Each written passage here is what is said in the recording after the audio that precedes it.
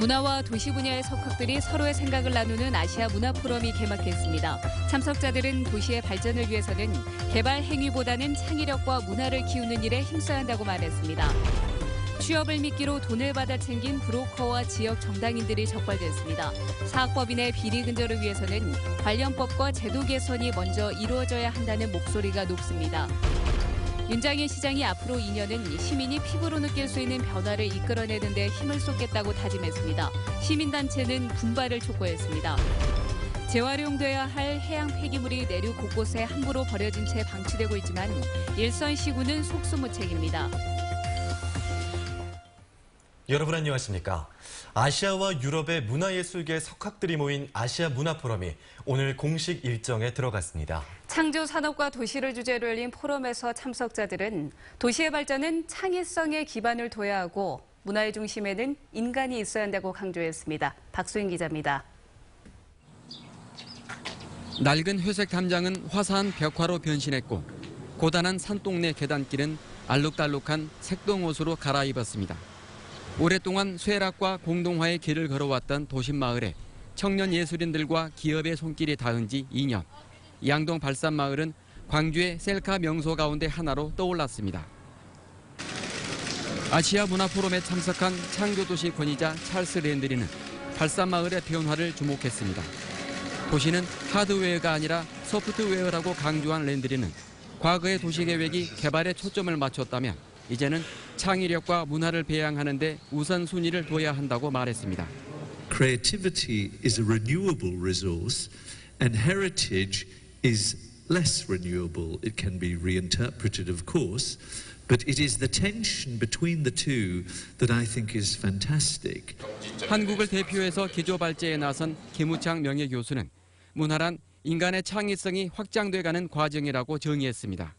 또 인간을 중심에 두지 않은 기술의 발전과 도시 발전은 파괴로 이어질 수 있다고 경고했습니다.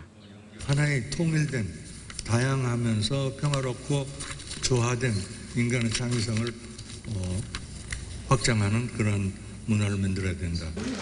문화와 도시 분야의 세계적인 석학들이 생각을 나누고 광주를 탐구하는 아시아 문화 포럼은 내일까지 국립아시아문화전당에서 계속됩니다.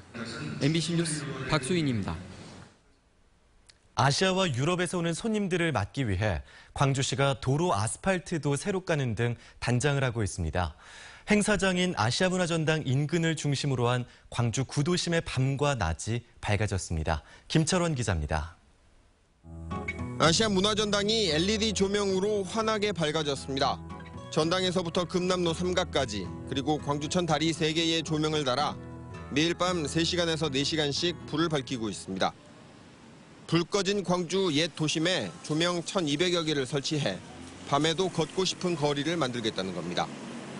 금남로 거리 한번 걸어보자, 충장로 거리 한번 걸어보자, 광주천을 통해서 사직공원이나 강주공원도 한번 둘러보자, 이런 분위기가 되거든요. 밤은 물론 낮에도 문화전당 주변이 바뀌었습니다. 전당을 축으로 양림동과 사직공원, 푸른길 공원을 잇는 5km짜리 둘레길을 만들었습니다. 44,000그루의 화초를 심고 주요 길목마다 쉴 수 있는 작은 정원을 만들었습니다. 가면은 나무도 있고 그러니까 여기만 조금 햇빛이 나지 그 안에는 그늘이잖아요.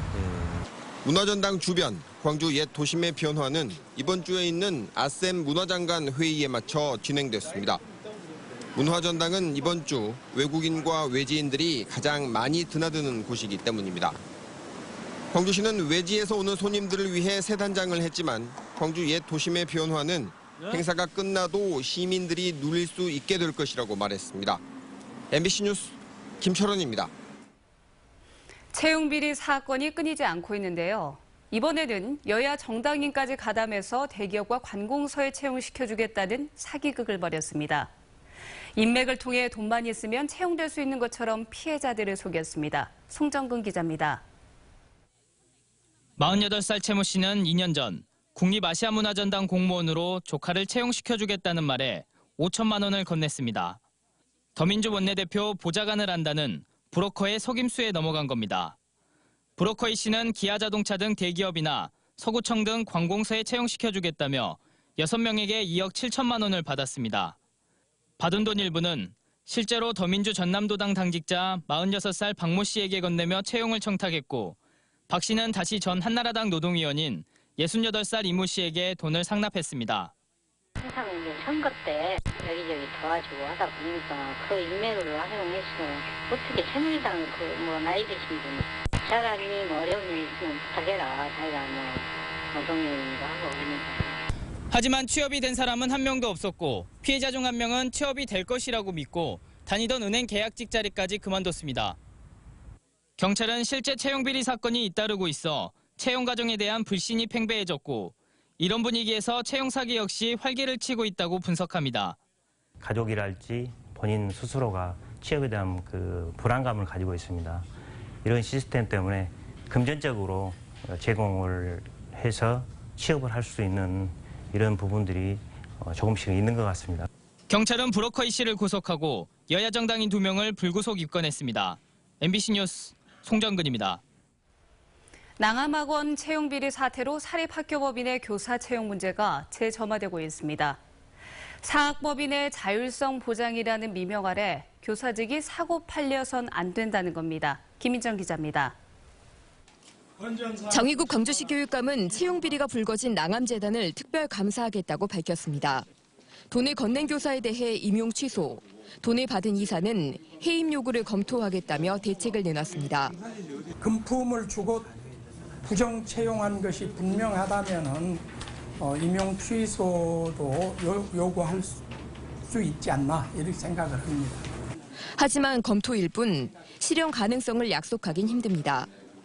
교육청이 사학법인의 철퇴를 휘두르기 힘든 건 사학법인 이사회의 교원 채용 권한 등이 법에 보장돼 있어서입니다. 국민들의 혈세가 들어가고 있고 이 사학법인에서 자신들이 해야 될 것은 전혀 하지 않고 권리만 누리고 교육청에서 어떻게 제재할 방법도 없고.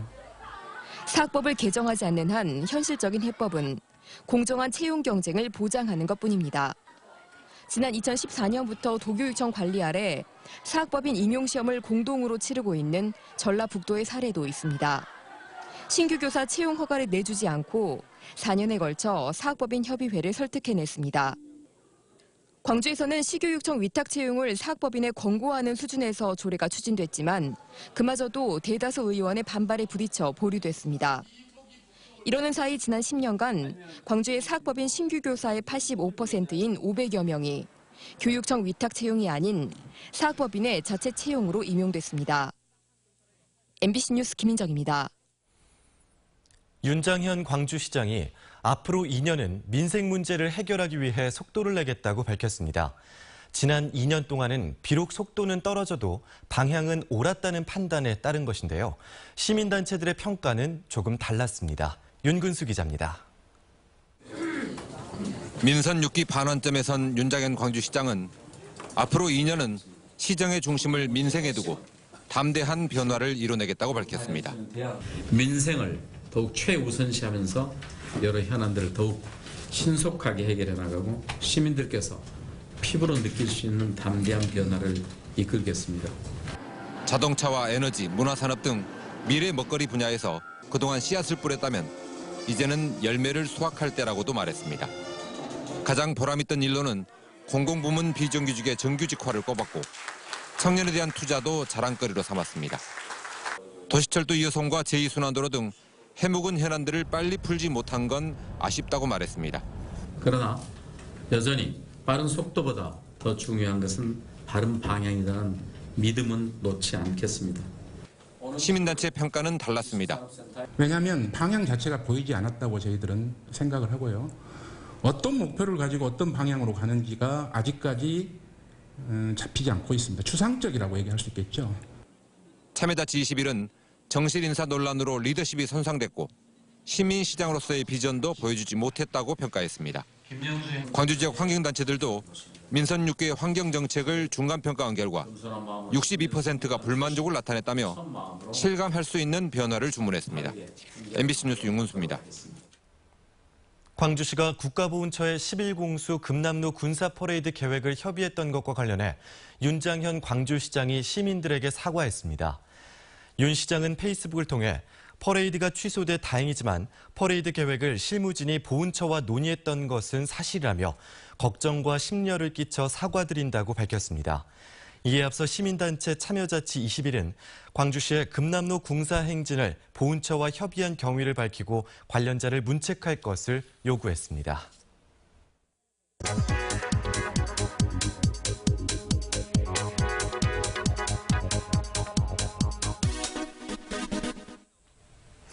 나에게 맞는 집, 어디 있을까 고민 중이신가요?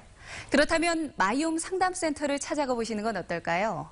마이홈 상담센터는 무주택 서민들의 주거 고민을 해결해주기 위해서 LH가 지난 12월부터 운영하고 있는 서비스입니다. 우리 지역에서는 광주와 목포, 그리고 순천에서 운영이 되고 있는데요. 소득과 자산, 가구 구성 등에 따라서 영구임대나 행복주택 같은 맞춤형 주택을 안내해주고 있습니다. 지난 6달 동안 전화 상담은 3,500여 건, 그리고 방문 상담은 2,000여 건으로 모두 6,000여 건의 안내가 이루어졌습니다. 상담센터에 직접 방문하기 어려운 분들은요, 온라인과 전화를 통해서도 상담을 받을 수가 있는데요. 온라인 마이홈 포털은 소득과 자산에 적합한 주거지원 정책과 임대주택의 위치, 그리고 모집 공고 등 종합적인 주거복지 정보를 제공하고 있습니다. 앞으로는 찾아가는 상담 서비스도 실시를 한다고 하는데요. 나에게 맞는 집, 그리고 어디에 있는지 혼자서만 고민하지 마시고요. 상담 받아보시기 바랍니다. 카드뉴스였습니다. 전남대학교 병원 노조가 전대병원 소속 간호사가 직무 스트레스로 목숨을 끊었다며 재발 방지를 촉구하고 나섰습니다. 전대병원 노조는 최근 병원 측의 근무부서 변경 추진으로 힘들어하던 47살 이모 간호사가 스스로 목숨을 끊은 것은 명백한 직무 스트레스로 인한 재해라고 주장했습니다. 노조는 10년 전 병원 직원 4명이 잇따라 목숨을 끊으며 특별 근로 감독을 받았던 전대병원에서 여전히 근무 환경 개선이 이루어지지 않고 있다며 업무상 재해 인정과 대책 마련을 요구했습니다. 해양 폐기물이 불법 투기되고 있는 현장을 앞서 보도해드렸는데 정상적이라면 이 폐기물들은 재활용 공장에서 처리해야 합니다. 재활용 공장은 이미 폐기물이 포화 상태였고 보관하는 방식은 말문이 막히는 수준입니다. 양현승 기자가 고발합니다. 전남의 한 농공단지에 있는 해양 폐기물 재활용 공장입니다. 폐어망과 스티로폼, 로프 등 해양 폐기물이 길고 높은 산맥을 이루고 있습니다. 현행법은 하루 재활용 처리량을 계산해서 보관할 수 있는 폐기물의 양을 엄격히 제한합니다. 하루 40톤 처리할 수 있다고 신고된 이 공장은 최대 920톤을 보관할 수 있습니다. 700~800톤이요? 요즘 부피가 있어서 그렇지 문제는 얼마 안 나갑니다. 과연 그럴까? 폐기물을 절단하고 세척하는 장비는 작동 불능 상태였습니다. 취재진이 입수한 업체 측의 공문에는 공장 내부 방치 폐기물이 3,000톤이 넘는다고 기재돼 있었습니다. 그런데도 단속 공무원 답변은 업체와 다르지 않습니다. 제가 조금 한 900에서 한 1,000여 톤 정도 되는 걸로 알고 있습니다. 폐기물은 침출수 방지를 위해 바닥이 포장되고 지붕이 있는 곳에 보관하도록 돼 있습니다. 하지만 법을 지키지 않은 것에 대한 업체의 답변도 단속 공무원의 설명도 당당하기만 합니다. 이제 그물을 쌓는 것도 이유가 있습니다. 이게 염분하고 이런 것들이 많지 않습니까? 그래서 일부러 비를 맞춘다. 불법이라고 이야기하지 마시라니까. 아니. 원칙적으로 지붕이 있어야 된다면서요. 이 폐기물이 썩어서 침전물이라든지 침출수라든지 이게 썩어서 환경에 크게 오염이 되는 그러한 것은 아니지 않습니까? 이 공장에서 처리됐어야 할 3,000톤가량의 폐어망은 지자체 경계까지 넘어 완도군의 공터에 수년째 쌓여 있습니다. 더욱이 이 공장에서는 폐기물 일부를 콘크리트로 덮어 은폐하려 했다 적발됐던 사실도 드러났습니다. 세면으로 공구를 해버렸는데 콘크리트로 쳐버렸는데 어떻게 알겠습니까? 그래서 알 방법이 없죠. 벌써 수년째 해양 폐기물 처리에 어려움을 겪고 불법을 저질러온 이 공장에 내려진 조치는 방치된 폐기물을 빨리 치우라는 것뿐입니다. MBC 뉴스 양혜승입니다. 보성군이 향토산업 육성 보조 사업을 추진하면서 특정 대학에 특혜를 제공한 것으로 드러났습니다. 전라남도에 따르면 보성군은 지난 2013년부터 키조개 관련 산업 육성을 추진하는 과정에서 위장으로 설립된 법인에 보조금 25억 원을 지원했습니다. 보성군이 공모 절차 없이 위수탁 계약을 체결한 이 법인은 사업비를 부풀려 보조금 1억 8천만 원을 빼돌린 사실도 드러났습니다. 전라남도는 대학 교수와 민간 사업자 등 6명을 경찰에 고발하고 공무원 1명을 징계토록 했습니다. 전남개발공사가 위탁 운영하는 여수경도 골프앤리조트가 이르면 올 하반기쯤 중국 자본에 매각될 것으로 보입니다. 전남개발공사는 최근 중국 자본이 경도 골프장과 콘도 매입에 적극적인 의사를 내비침에 따라 가격 문제를 포함한 매각 협상을 조만간 실시할 예정인 것으로 알려졌습니다. 전남개발공사는 경도 골프장과 콘도를 매각하면 부채 1,950억 원을 줄일 수 있을 것으로 예상하고 있습니다.